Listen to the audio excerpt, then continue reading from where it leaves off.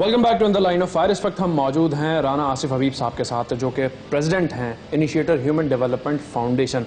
12 साल से ज़ायद अरसा इन्हें हुआ है इस शोबे से वाबस्ता हैं। स्पेशली चाइल्ड लेबर के हवाले से इन्होंने जो है वो माजी में बड़ा काम किया है और इस पे जो है वो इनकी रिसर्च भी है। आसिफ साहब से हम बात करेंगे। आसिफ साहब, बहुत बहुत शुक्रिया, आपने हमें वक्त दिया। ये बताइए कि इस वक्त अगर लेटेस्ट बात की जाए चाइल्ड लेबर के हवाले से, तो क्या जो है वो डिस्ट्रीब्यूशन है, किस तरह के काम जो है ये बच्चे कर रहे हैं शहर में, और क्या क्या काम इनसे लिया जा रहा है? जी, अगर हम देखें पाकिस्तान की पॉपुलेशन का, तो हमारे पास लेस देन तकरीबन 40% के करीब ऐसी पॉपुलेशन है जो 15 साल से कम उम्र पर मुश्तमिल है। और पाकिस्तान में बदकिस्मती से जिस तरह आपने देखा है प्राइवेटाइजेशन बढ़ी, जिस तरह आपने देखा है सब्सिडीज़ उठाई गई, तो पाकिस्तान के बच्चों को काम करने के लिए निकलना पड़ा और पॉवर्टी के जो वेशियस सर्कल है उसे तोड़ने के लिए ये बच्चे निकले। अगर हम देखें कि मोहतात अंदाजे के मुताबिक पाकिस्तान में 1 करोड़ के करीब बच्चे ऐसे हैं कि जो चाइल्ड लेबर का शिकार हैं।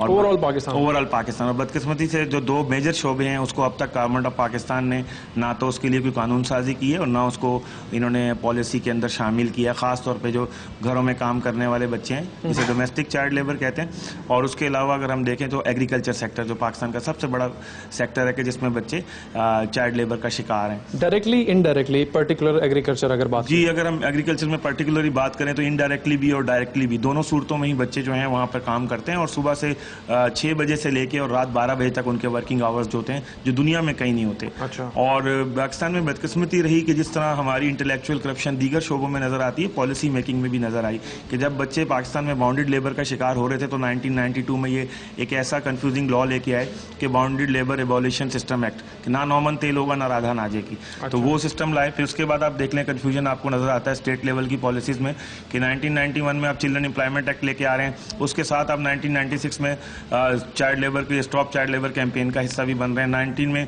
आप पूरी दुनिया में कह रहे हैं कि हम चाइल्ड लेबर को ख़त्म करेंगे। लेकिन उसके साथ साथ आप हुकूमत पाकिस्तान जो है, बहुत से आपने देखा है ऐसे मंसूबे शुरू किए गए जिसमें बच्चों को तालीम दी जा रही है जो कारपेट वीविंग के अंदर मौजूद हैं। अच्छा। या जो बच्चे बैंगल इंडस्ट्रीज के अंदर किसी और तरह मौजूद। अच्छा, ये जो आप बात कर रहे हैं 1991, 96 जो एक्ट और पॉलिसीज लेकर आए हैं, तो इनमें कोई डिस्ट्रीब्यूशन की गई है कि जी एज लिमिट ये रहेगी तो फिर ये इस कैटेगरी में लाए करेंगे? और फिर सबसे बड़ा जो खुला तजाद है वो हुकूमत पाकिस्तान की बच्चों की उम्रों के अंदर है कि अगर 1989 में देखें आलमी मुआहदा बराए हुकूक अतफाल हुकूमत पाकिस्तान ने जो साइन भी किया और रेटिफाई भी किया, उसका मकसद होता है कि हमारे ऊपर उसकी मोरल ऑब्लिगेशन होती है, हम अपने कवानीन को उसकी रोशनी में ढालेंगे। अच्छा। लेकिन हुकूमत ने क्या किया आप देख लें कि एक तरफ तो 14 साल की उम्र रखी गई है बच्चों के लिए, चाइल्ड लेबर के लिए, और वो भी चाइल्ड लेबर सिर्फ फैक्ट्रीज की हद तक, अर्बन एरियाज की हद तक उसको गवर्नमेंट एड्रेस करती है। और वो भी सुबह सिंध का सबसे बड़ा बैड सेक्टर मैं आपको बताऊं कि जब तक 15 दिन का आप नोटिस नहीं देंगे किसी एम्प्लॉयर को, आप उसकी फैक्ट्री में कैमरा लेके या किसी भी विजिलेंस के लिए आप दाखिल नहीं हो सकते। अच्छा। सुबह सिंध ने एक सेल बनाया था चाइल्ड लेबर के डेटाबेस की, उसकी जिम्मेदारी थी, वो मिनिस्ट्री ऑफ लेबर सिंध के अंदर आया था। बदकिस्मती से आज तक वो कोई डेटा ऐसा प्रोड्यूस नहीं कर सका।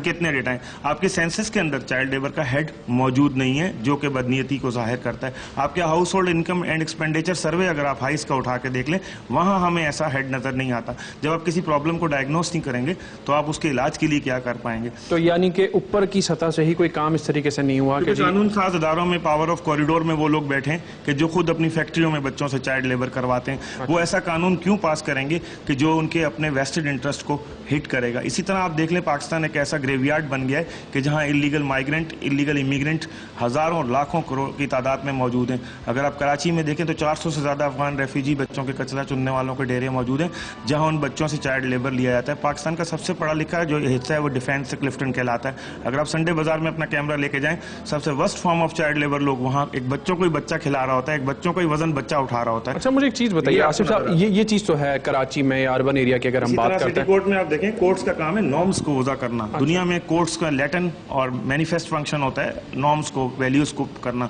अगर आप सिटी कोर्ट में जाएं तो बदतरीन फॉर्म ऑफ चाइल्ड लेबर की जो बैगरी है वो आपको कोर्ट्स के अंदर नजर आएगी। बच्चों की सूरत में बच्चे भीख मांगते हुए नजर आएंगे। इसी तरह कराची की 973 सिग्नल्स को ले लें आप स्पॉट्स को ले मैं लें। इस चीज के ऊपर भी बात करना चाह रहा था, ये जो सिग्नल्स स्पॉट्स बच्चे जो साफ कर रहे हैं, इनको हम किस कैटेगरी के अंदर लेकर आए, क्योंकि बैगरिंग भी कर रहे हैं, फिर ये वाइपर भी गाड़ी को लगा रहे हैं। और वाइपर अगर देखें, टापा ग्रुप है, ये पंजाब कॉलोनी पे इसका सबसे बड़ा माफिया पंजाब कॉलोनी का सिग्नल जो है वहां से शुरू होता है।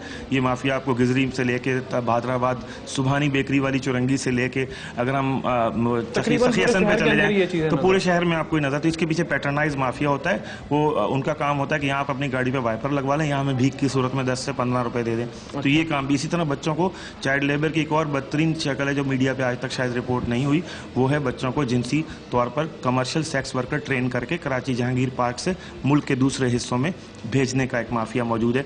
कि जो उन्हें कमर्शियल सेक्स के लिए भेजता है, जिसमें बहुत सारा पैसा है, इकोनॉमी इन्वॉल्व है, और ये कमर्शियल सेक्स के लिए बच्चियों को भी यूएई ममालिक में भी भेजा जाता है, ट्रैफिकिंग की जाती है। आसिफ साहब बहुत बहुत शुक्रिया। आसिफ हबीब साहब से हमने गुफ्तगू की, इनका पॉइंट ऑफ व्यू आपने सुना। अब काफ़ी सारी चीज़ें यहाँ पर जो है वो जन्म लेती हैं, जहाँ दावे बहुत ज़्यादा किए जाते हैं, फिर पॉलिसीज़ की बात होती है, तो उसके बाद फिर ज़ाब्ता अखलाक क्यों नहीं बनाया गया। चारों सूबाई सतह के ऊपर भी जो है वो कोई सच कोड ऑफ कंडक्ट नहीं बनाया गया। 18वीं तरमीम के जिसके हमने बोल वाले बहुत सुने, लेकिन उसके 25 आर्टिकल का जो कॉलन है उसके अंदर जो बात की गई है, तो उसकी प्राइमरी जो चीज़ ज़रूरत बनती है, जिसको सिर्फ यही समझा गया कि जी प्राइमरी तालीम जो है वो दी जाएगी, तो वो इस वक्त कहाँ तक मिल रही है। और बच्चे मजबूरन हालात व वाक़यात के पेश नज़र नौकरियाँ भी कर रहे हैं, और उसके साथ साथ अब बहुत सारे बच्चे ऐसे हैं जो नौकरियों के अलावा दूसरे गलत कामों में इस्तेमाल हो रहे हैं। एक छोटा सा ब्रेक लेंगे।